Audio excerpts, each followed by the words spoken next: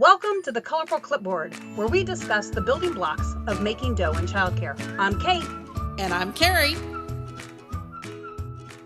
Welcome back to Colorful Clipboard. Carrie and I are so excited to have you join us. And we are going to talk about one of my favorite marketing topics that a lot of times I do end up on a little bit of a soapbox for, so I will warn you.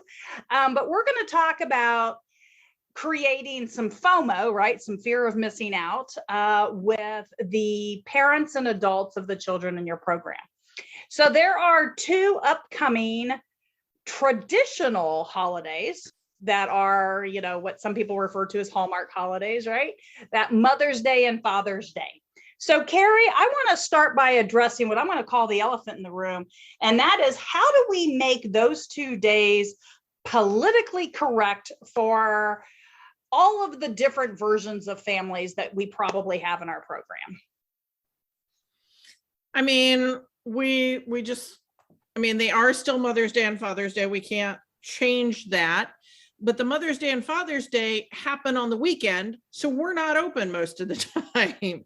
So instead, the week before Mother's Day or Father's Day, we can make about celebrating the women in your life or celebrating the men in your life.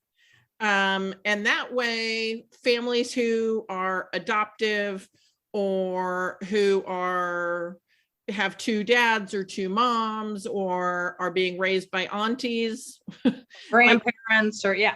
Right. So they can celebrate the women in their life or the men in their life. And, for example, one of my best friends, if they had done that at her kids' schools, I would have been one of the women in the life who got brought. And then the gay uncle would have been who came in for the dads, for the men in the life, because the dad, while he has all legal rights to spend time with the kids, he chooses not to. He makes other life choices. The kids do have men in their lives that they would like to celebrate. Awesome. I love that. I think that is so great. And one of the things that I think every preschool teacher, every preschool director has always seen there are always gifts that are made, usually the first 2 weeks in May or the first 2 weeks in June, that often say Mother's Day or Father's Day. So obviously this needs to be something that you need to be aware of related to how it works within your program.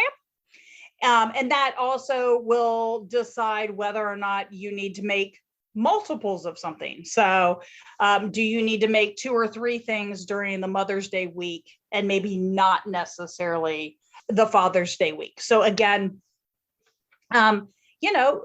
recognize that our classification of family looks a lot different than when some of you were probably children, maybe even when you started in the industry. So the best thing to do is to ask those questions. I mean, you might feel on some levels like maybe you should know the answer.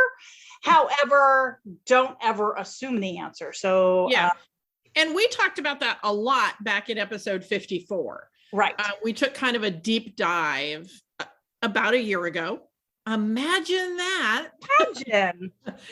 So if you want to hear us do a deep dive in the finding out more about what makes a family for the families at your center, go back and listen to episode 54. Absolutely. So today we're going to talk about events, celebrations, gifts, and how to create the fear of missing out for those people who might be on your wait list, as well as what to make sure that you do related to gifts. So yes, we spend a lot of time with preschoolers. Okay. So the first thing I want to make sure that if you get nothing out of today's podcast, you know that every time you make these things, these gifts, trinkets, memories that go home with a child in your program, that pretty visibly your name, website, and phone number better be on that expression of love. So I also want to say, and I've been saying this a few times recently, is mail things to people. It makes more of an impact than if the mom picks it up already wrapped and puts it in her diaper bag. Then it was mailed 2 weeks ahead of time. You know the mail in your area. Do you need to mail it 4 days out, or do you need to mail it a week and a half out? I don't know your postal carriers, but if you have mailed it and the child drew the art on the envelope, oh my God, the parents are so excited. And rigid mailers are not that expensive, guys. Just buy them off of Amazon or go to your Office Depot, and you can get rigid mailers. You can get like 25 of them for $12. So it's 50 cents, and then you mail it for $1.50. So you're spending, woohoo, I've spent $2 on this thing. And it can be one of those product-based art things that we're not super big fans of, but in this case, you're doing it for marketing, not for the education of the child. And so, the little baby footprint that, you then paint a stem and some leaves and you put it in a flower pot, and that going in the mail to them is going to have so much more impact, and it's not going to get damaged in the diaper bag. So they actually can frame it. Yep. So I'm a fan of the post office. Well, and I just love that. And all you need to do is, and you can see behind me, I've got artwork that's been painted, that's in some just kind of matted. I mean, again, it is another, dollar, but a lot of times you can find those on clearance, and, stick that in the envelope and make sure that on the artwork or on the mat, you have a place where you've put a very nicely printed sticker that has the name of your program and the phone number or email address. I mean, let's get excited. The other thing you can do is take that, make it digital, and do the same kind of thing. You can send it to the parents digitally. You can put it on your website digitally. You can make all these little art galleries. I mean, this is a great opportunity for your parents and other people to see what was created in the classroom.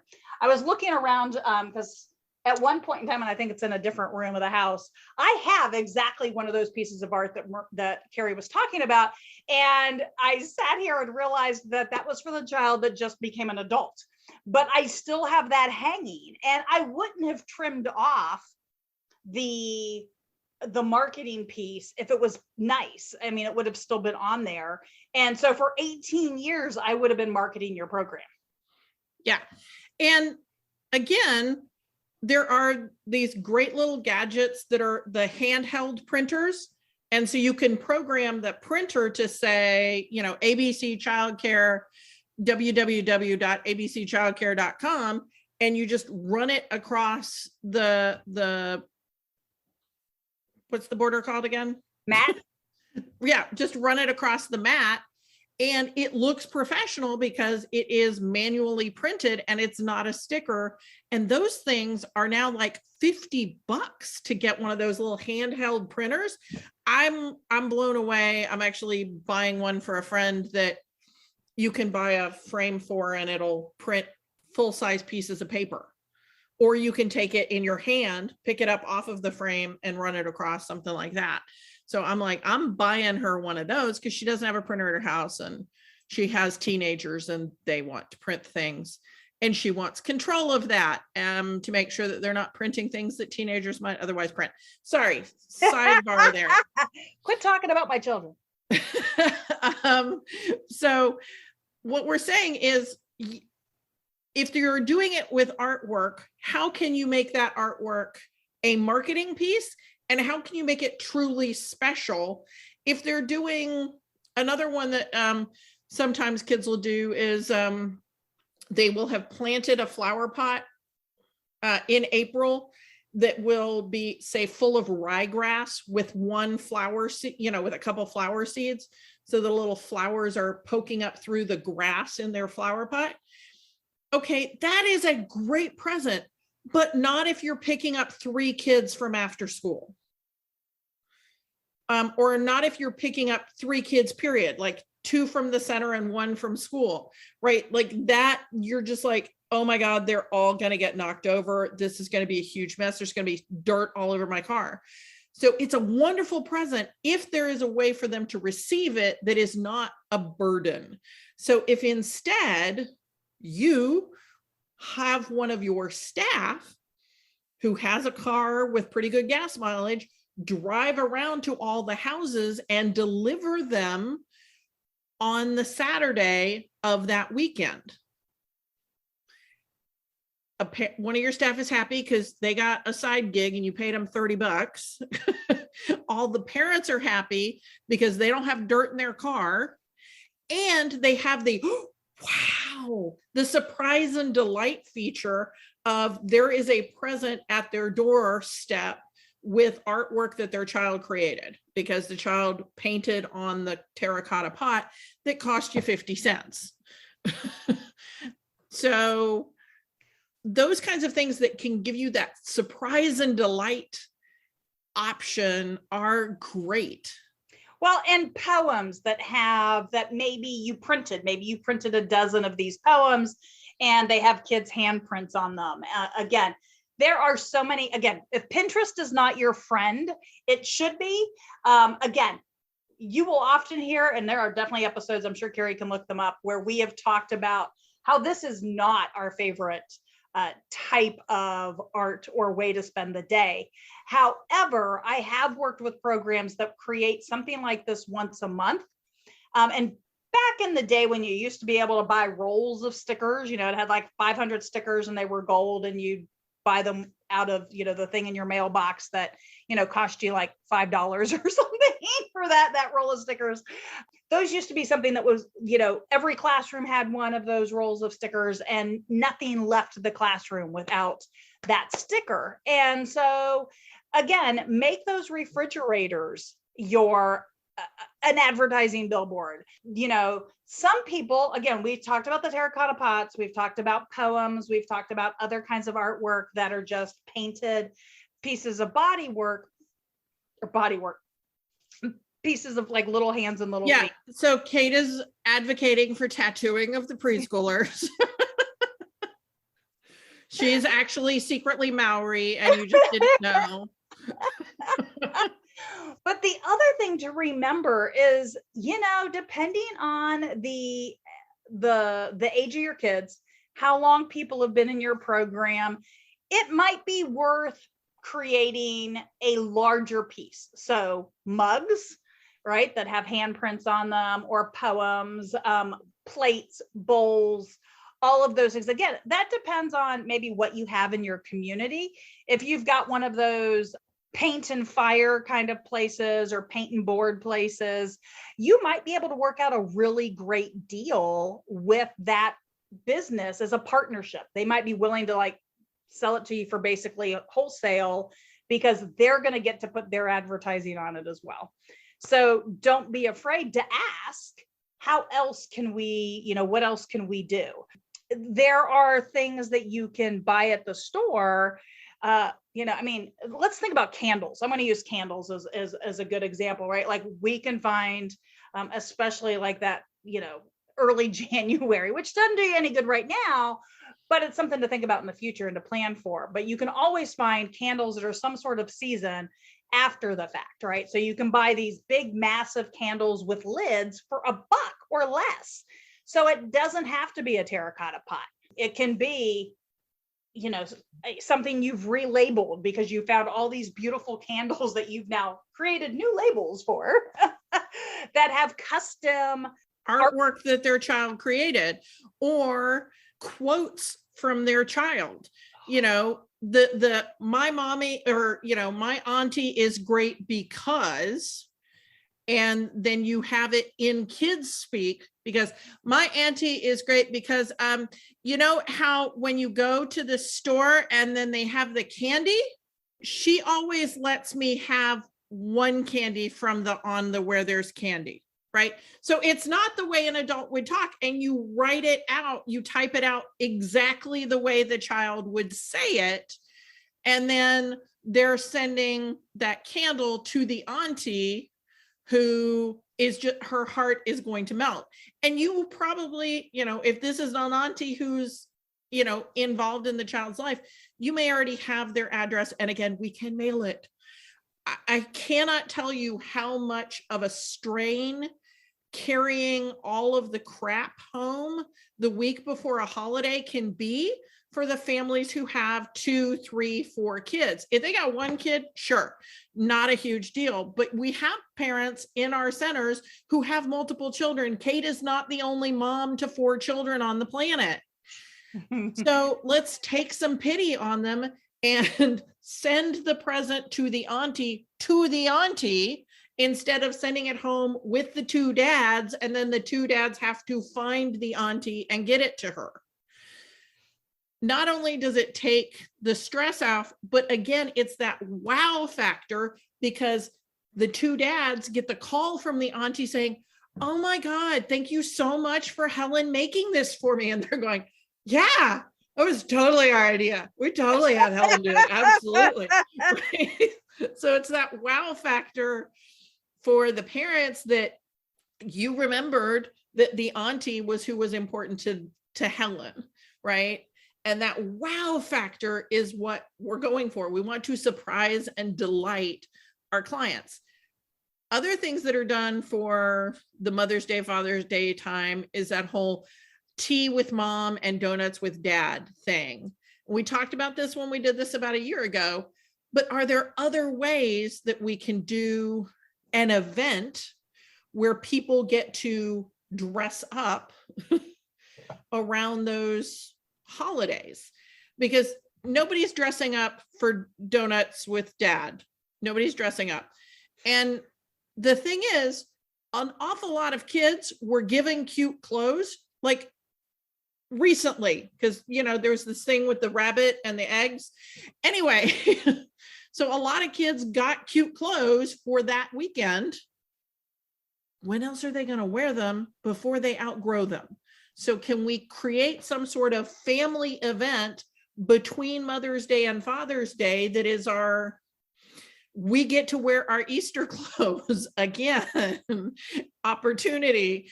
And maybe it's that, you hire a professional photographer for a Saturday afternoon, and the photographer is going to be there all Saturday afternoon, and you guys are going to have, the family festival and everybody is invited to dress up nicely, and we're going to have tea and cookies and fresh fruit and, basically a high tea. If you don't know what a high tea is, Google it. It's an amazing thing. Every child will love it. All of your parents will love it, but you can have tea and, juice so that we have some variety, right? Maybe even some coffee for the people like Kate, who need their coffee. But it's an opportunity to invite them to wear their cute clothes, and you have the professional photographer. All you have paid for is butter cookies, which, you get the tin for $10, right? We buy 2 tins, and some tea and some juice. Maybe we have a cookie decorating station where they can decorate their butter cookies to make them more exciting. We play music to allow the parents to dance with their kids, to practice a little bit of formal dancing, because every kid, well, not every kid, a lot of kids think that's fun, to spin around in circles attached to an adult's finger. And there's the photographer there, and they get to take family photos in their formal wear that they can use for whatever they want. It's going to cost you, what, $100 for that photographer for an hour? Okay, maybe you keep them for 2 hours. You give them $200. Can we afford $200 to make our parents really happy? Yeah, you can. And it's a good use of that money. Absolutely. But don't send anything out the door or in a mailer or anything without letters, without addresses, phone numbers. People need to know that this was from you. Okay. Yeah. The photographer can very easily put a watermark on the bottom of all those photos that say ABC childcare. And if they decide to put it in a frame that blocks off the ABC childcare, that's their choice. But we are making the option, and a lot of them are just going to send that digital photo out to family. And then that digital photo is going to have the name of the center on it. Absolutely. So, and if you ever need help finding these resources, again, reach out to us. hello@colorfulclipboard.com. Let us help give you, whether it's the Pinterest board, whether it's the actual vendor we use. I mean, one of the things that I love are t-shirts. I mean, we've kind of forgotten about kids making t-shirts. You know, kids can make them for themselves, but they can also make them for somebody else at home. Okay. And so whether it's thematic and it's based off of a time of year, or, you know, maybe you just want to do fish prints and you want to have fish all over the man in your life shirt. If you've never done a fish print, they're actually kind of fun. Now, not everybody gets into painting their fish, but I think they're kind of cool. And it's so I think we need to tell everybody what your dad did for a living when your kids were young. So Kate's dad was a commercial fisherman, was a charter boat captain for fishing. So he didn't do all the fishing. People paid him so that he would drive them out to go fishing. Yeah. So she has way more experience with fish than most of us. And this was his retired hobby. And, you know, you always saw fish painted stuff at those craft fairs and craft shows. And it really doesn't take much. And, you know, if you're sitting here trying to figure out where do you find a fish, you know, you can find one in most ponds. But you can also reach out to your local grocery store. You can call a bait shop. There are places where people will be happy to help you find a fish. I'm guessing that there's probably somebody's man in their life who does like to fish. And to me, it's just one of those things. I mean, you know, hopefully you have at some point in time in your life have done potato prints. Again, you can make potato prints for the kids that look like flowers, that look like moons, that look like different items depending on what theme you want to go with. And so if you can, and again, somewhere on that shirt, it can have your center's name. And if you ordered your bulk item of quality t-shirts printed with your imprint, like right here, or, you know, right on the back, you can have gotten them for $3 and then let the kids go after it.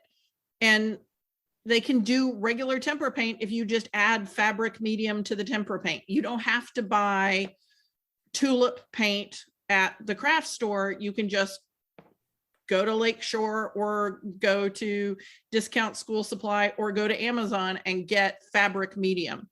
And you just add that to your paint that you already own.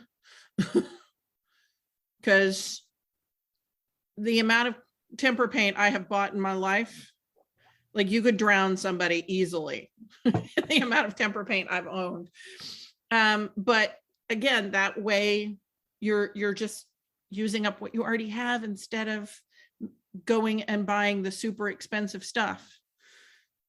I'm budget conscious, guys. I want you to use up what you already have. And you probably have brown paint that the kids are not super excited about using. This might be a good opportunity to use up some of that brown paint. All right, so my one last item, we've talked about dishware, in other words, plates, bowls, cups. We've talked about things that would be hung on a wall. We've talked about things that they can wear as far as clothing. So the last thing I want to talk about is the never-ending macaroni necklace. Okay, so there are other options than macaroni and pony bead necklaces. And so take some time with your crafty friends. I'm sure you have a parent somewhere who probably even tinkers in jewelry making, and try to come up with something that mom is going to love to wear, not just mom will wear on the way out the door and it will eventually never be worn again. Okay.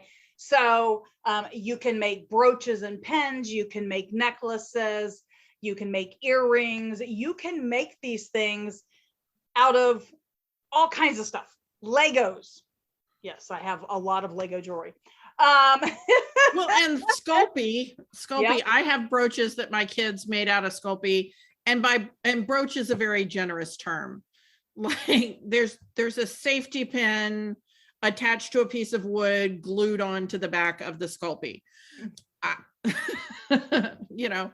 Absolutely. And again, if you're talking about process art versus something that, you know, you can have all of the squares and triangles and circles all cut out for them to make. I know Santa Claus is the wrong season, but that's what popped into my head because that's flowers. Flowers. But again, that doesn't mean that you can't take these ideas and use them for other seasons, right? Other times where the kids might be making a gift of some sort for a relative.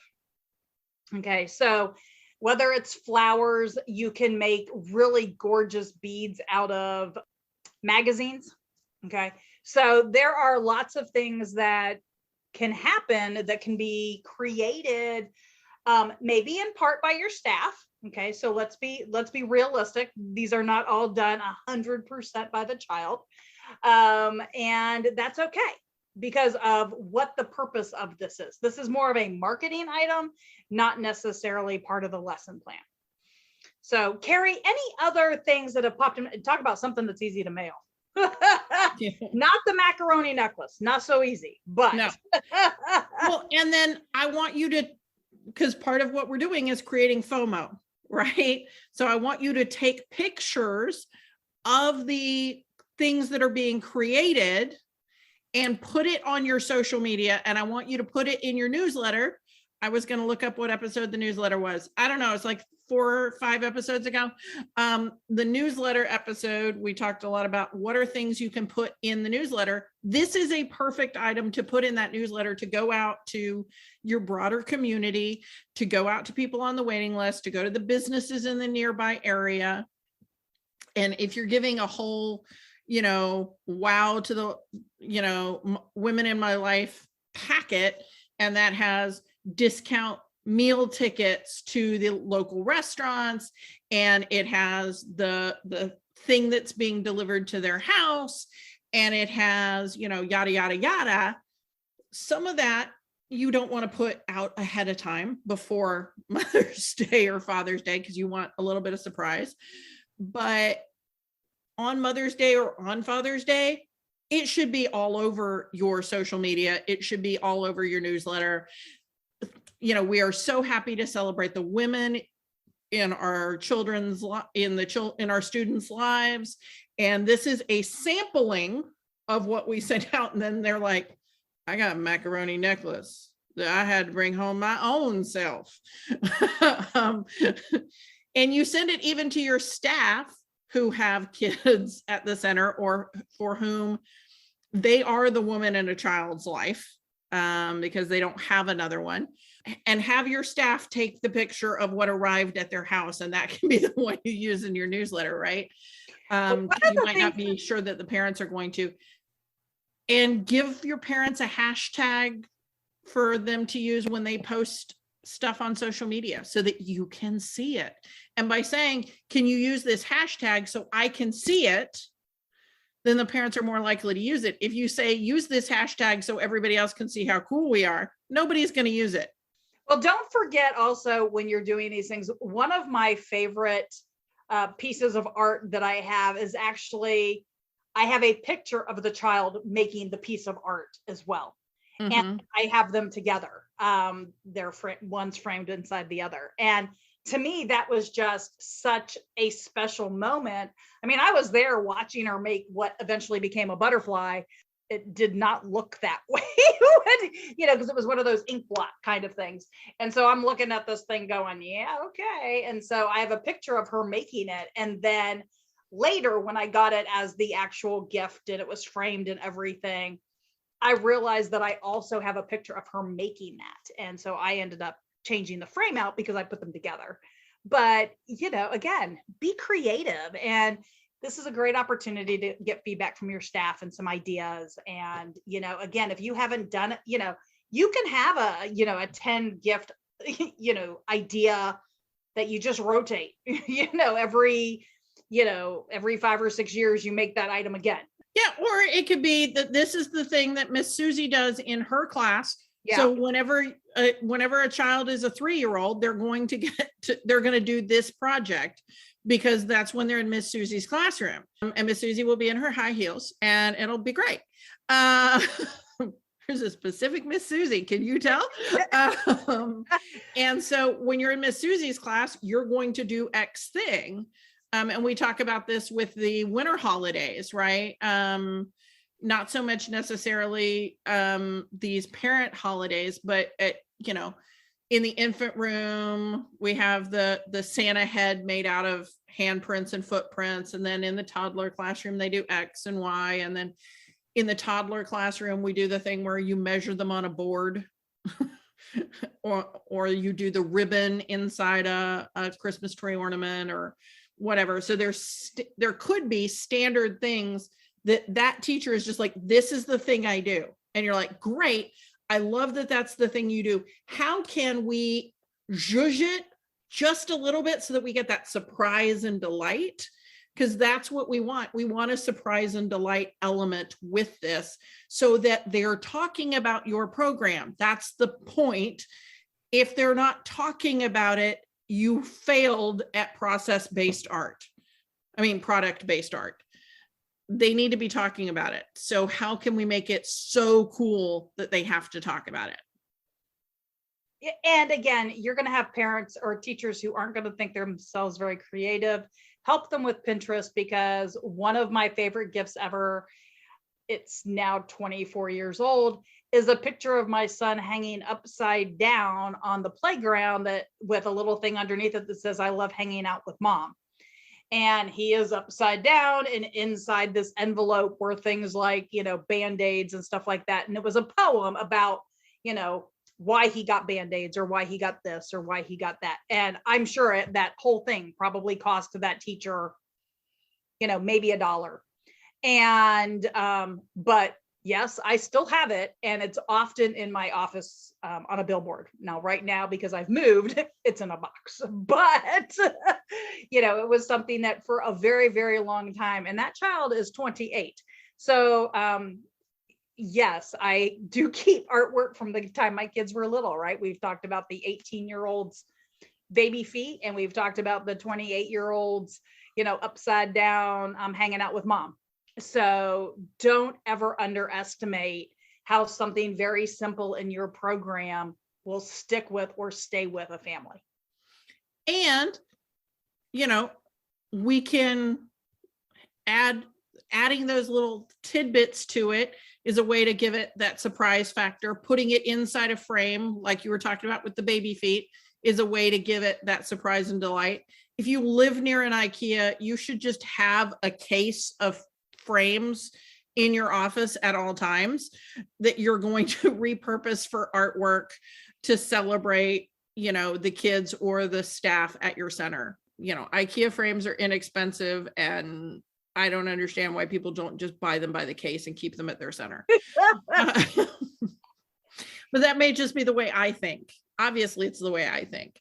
Other people, it may be all about the mats. Like Kate really likes to have everything matted, and I'm like, that requires thought, because they have to be complementary colors and all of that. But whatever works for you to be the wow factor. Is it the shirts? I do remember a teacher who used to ask the parents for their shoe size, and the parents thought this was really weird. And then she bought Keds for the parents and gave the kids Sharpies. And so the kids decorated a pair of Keds for their parents with Sharpies. And if you want to talk about wow factor, like parents who had never worn a pair of Keds in their life were like living in these slip-on Keds because their child painted these shoes. No, the child scrabbled, and then the teacher sprayed it with rubbing alcohol so that it got this really nice artifact. And And the kids were so excited. So you can let the kids spray the rubbing alcohol if they're old enough. Don't let the toddlers do that. But if you're in the preschool classroom, the kids can spray the rubbing alcohol. And it's an amazing art process. And that one is entirely process based. And the parents are amazed that their kids did it. That's a little harder for you to put your program name on the sneakers, but that is a definite wow effect. But it doesn't mean that you can't make sure that there was a thank you note that went with it, or some sort of gift card or note card with your program's name and number on it. And a picture of their child making the shoes. Or Absolutely. two pictures, one at the coloring point and one at the spray point. Absolutely. Those action shots. Well, you guys, thank you so much for joining us today. And we hope that you enjoyed this episode of Colorful Clipboard. And if you need us, don't forget to send us an email and write a review on your favorite podcast app. See you next week. Thank you for listening to Colorful Clipboards. Connect with us on social media at Colorful Clipboard, or send us an email to hello@colorfulclipboards. send us your voicemail with your own questions and stories. If you want to keep learning with us, visit Texas Director, where we continue to have seminars, licensing, programs, and more. This show has been made by me, Carrie Casey, and Kate Young, with assistance from Hallie Casey and Marie Young. If you learned something today, share the show.